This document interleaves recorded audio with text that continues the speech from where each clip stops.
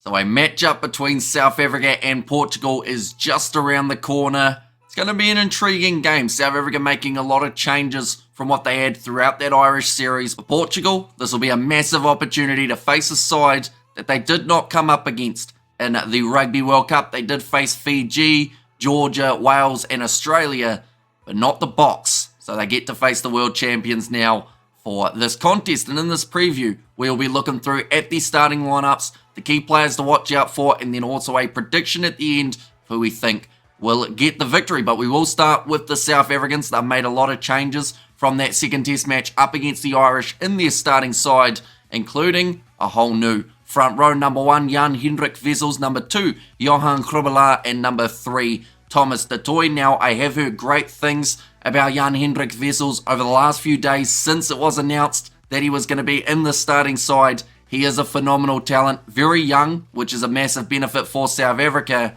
Then partnering alongside Johan Grobbelaar and also Thomas du Toit, I feel like this is going to be possibly a future Springbok front row that we could see down the line. For now, of course, they've got their options of Oxnard, Frans Malherbe, and either Umbonambi or Marks. But perhaps 5 years' time, we could see something along the lines of what we see here. For the Boks, Salman Moura alongside RG Snyman in the locking duo. No Eben Etzebeth for this contest. Also, no Franco Mostert. That was due to the knee injury that he did suffer in the last match. In the loose forward trio, it is Pepsi Buthelezi, Ben Jason Dixon, and Evan Royce. Once again, a little bit similar to the front row, a very young combination, but all for their respective sides in the URC really do bring an impact. Evan Royce, he's had some great stats throughout the season. I felt like he played well in that warm-up game up against the Welsh. He's normally known for having a little bit of ill discipline, but just in the last month or so, that does seem to have come a long way. So perhaps he knows if he wants a chance in that Springboks loose forward trio, he has to knock out a few of those penalties. In the back line, it will be Kobus Reinach at number 9 with Manie Libbok at 10. Now, I am happy to see that with Libbok at 10, they have gone with a ball-running 9. I just feel like if it was Faf de Klerk, that wouldn't quite bring the same impact to the way that Manie Libbok plays. Of course, we are going to see some cross kicks. We're going to see some skip passes from that man. I believe he will also have the kicking tee, so I'm curious to see how that goes. Of course, the last game that we saw him kicking was actually the Stormers quarter-final when they were knocked out by the Glasgow Warriors. Number 11, it is Makazole Mapimpi returning into the Springbok starting side. Andre Esterhuizen and Lucanio in the midfield, same boat for Lucanio. He has not had any minutes throughout 2024 for the Bok. He went from the first choice 13 to having an injury, and then now he's probably the second choice. Jesse Kriel definitely in some sensational form. It's going to be hard to take that man out of that 13 jersey. Number 14, Kurtley Arendse. He did play 11 in the last game up against the Irish. Now moves over to the right wing, and then Apelele Fassi there at number 15. He did play 15 up against Wales. He was great under the high ball, and I assume that Portugal, there will be times where they go for a bit of a kicking game. If Apelele Fassi can be solid underneath it, could possibly be the next number 15 for the Boks. But now looking through at this Portuguese side. Now there are a few changes compared to what we saw in their Rugby World Cup campaign. Of course, that was around 10 months ago, so they have had a few players missing out on the squad. In the front row, it is Francisco Fernandes. Number 2, Luka Begic, I believe, might be the pronunciation there. I could be wrong. Throughout the World Cup, they did have Mike Tajir in their number 2 jersey, but now Begic does get that opportunity. Number 3, it is Diogo Jose Ferreira, who will be starting as the tight head prop in the locking duo. Nicolas Fernandes alongside Duarte Torgal. Little bit of an unknown combo for myself, I'll be honest. I haven't watched a huge amount of the European rugby from this year, only because it's extremely hard to find here in New Zealand, but I'm looking forward to seeing how these guys match up stylistically and skill-wise up against this Springboks team. And the loose forward trio will be Jose Duarte at Madeira, at number 6, number 7, Diego Pinheiro Ruiz, and then number 8, it is Vasco Batista there to close out the Portuguese four-pack. In their backline, Hugo Camacho will be starting at 9 with number 10 being Joris Moura. Now, he was more of a impact player off the bench throughout that Rugby World Cup campaign. In the starting lineup, he didn't get too many minutes, but off the bench, he found himself getting quite a few. Out on the left wing, it is Rodrigo Mata. He is the man who started at left wing for that World Cup. In the midfield, Thomas Appleton alongside Jose Lima, a dangerous combination. They always talked about it, the passion shown by the Portuguese side throughout the World Cup. They had some great games. They were very close to causing a few upsets. Number 14, Manuel Pinto. And then at number 15, to close out this Portuguese side, it is Samuel Bento. But that is their starting side, as well as the Springboks. Looking through at key players for these two sides, I believe for the Springboks, there are quite a few. Mani Libok is one that stands out to me in terms of not just being a key player, but also needing a good game. We've talked about that man's form, and a lot of people have felt throughout the URC this year that Libok just hasn't quite found his stride.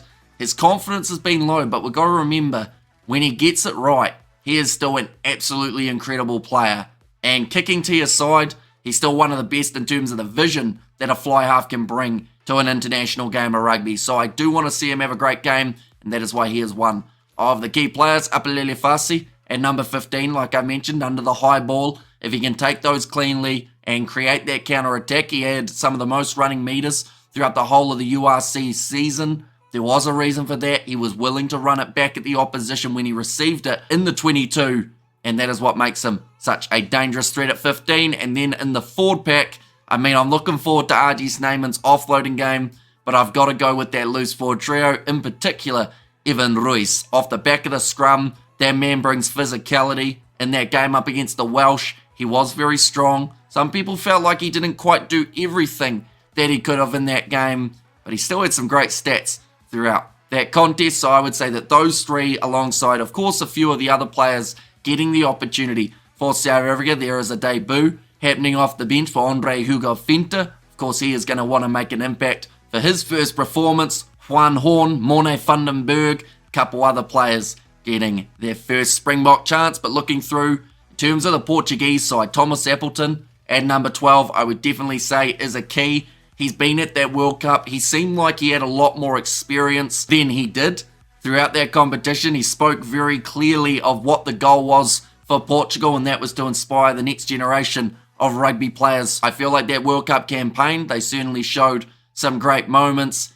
He seems like he's got a really good rugby brain. So I feel like him up against Andre Esterhuizen, it's going to be an intriguing battle. See who gets the better of that one. In terms of their forward pack, Diego Pinheiro Ruiz, I would say, is one to watch out for the Portuguese. I've seen some great highlights from him playing for Portugal in Europe, so I'm hoping to see him back it up in this contest. And that's the thing, up against a side like South Africa, if you have a standout game, this is one of those contests that you could get your name out there, that more people will know who you are, that more clubs might consider throwing you a contract in the future in club rugby. So this is the game, if you're going to do it, you got to do it now, and you could get yourself a big reward for it. And then the last player for Portugal to watch out for, I'm going to go Rodrigo Mata, just because I know how strong of a player he is out on that left wing from that Rugby World Cup. He's got pure pace. He's going up against Kurtley Arendse though. So if he has a solid showing, and he does look like the better of the two, that would certainly be a massive achievement for Rodrigo Mata. But now we are up to that stage of a score prediction. This is an extremely hard game to judge, because on paper, and in terms of what you would say of recent form, you would say that the Springboks have it every day of the week. The game's taking place in South Africa, so that gives them an advantage in its own right. And then you add the fact that they are the defending world champions, and that they've got some great squad depth at the moment. Throw that in the hat, and it seems like Portugal are on a hiding to nothing. But they have got a bit of passion, the Portuguese, and they have got some physical forwards. I just don't see them getting the job done in this contest though. So I'm going to go extremely harsh with my score prediction, and I'm hoping that I do get it wrong. The game's a little bit closer, but I'm going 58 points to 16 in favour of the Springboks. I just feel like a few of the young players for the Boks will play with a little bit of freedom, a bit of fearlessness, and that may benefit the Boks heavily in this contest. But it is taking place at 3 a.m. New Zealand time on Sunday morning, or 5 p.m. for you guys in South Africa on Saturday. We are going to be doing the commentary on the channel, so be sure to check that out. But do let me know in the comments your score prediction, as well as who you think will be man of the match in this contest. But I do thank you all very much for tuning in. If you did enjoy, be sure to leave a like and subscribe. I should also mention we are just around the corner from the Rugby Championship, and soon after this game, the Springboks, they will be getting to the stage of announcing their team, and we will be doing that on the channel as well. But thank you all very much for tuning in, and I will see you all for the next one.